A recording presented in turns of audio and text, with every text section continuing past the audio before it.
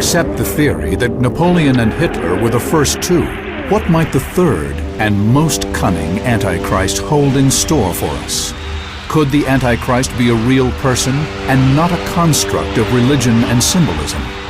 We are racing irreversibly toward the end of time and through the ultimate prophecies that condemn the earth. It is prophecy, and prophecy will be fulfilled to the letter.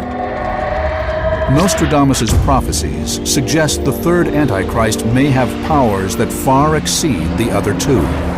Stained with mass murder and adultery, this great enemy of humanity will be worse than any man before him, in steel, fire, water, bloody and monstrous. So the question becomes, are any real leaders today actual candidates who meet the criteria identified in these prophecies? Critics point out that just about every world leader has been accused of fitting the profile of Antichrist at one time or another, according to who is or is not popular at any given time. This individual changes with the generations, practically with the decades.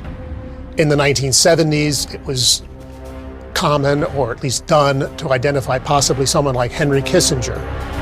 And the list of unlikely candidates goes on. Still, some cite a mysterious name, Mabus. It appears in another one of Nostradamus' quatrains. Mabus will soon die, then will come a horrible undoing of people and animals. Some believe Mabus is the name Nostradamus has assigned to the third Antichrist.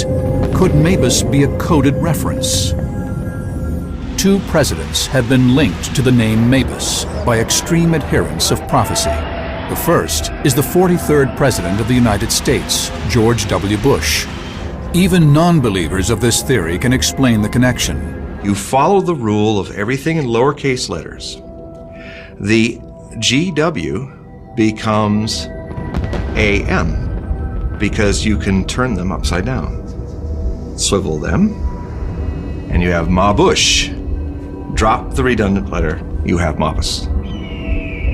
Although this seems to implicate George W. Bush as a candidate for the third Antichrist, scholars dismiss that suggestion, especially since his transition out of power is credited as being orderly. But what about President number 44? More recently, there was a mayor in Georgia who got into trouble for circulating an email asking if Barack Obama was the Antichrist. So the Antichrist is a very fluid concept that can adapt to your needs. In fact, Nostradamus himself seems to definitively say that no recent U.S. president fits the bill. The third Antichrist very soon annihilated. 27 years his bloody war will last. This prophecy suggests a long-lasting worldwide war will follow the third Antichrist's death. Could the third Antichrist have already come and gone? The Bible points to a series of cataclysms that may coincide with the aftermath of the third Antichrist. The book of Revelation states, "There was a great earthquake, and the sun became black as sackcloth made of hair, and the whole moon became like blood, and the stars fell from the sky to the earth."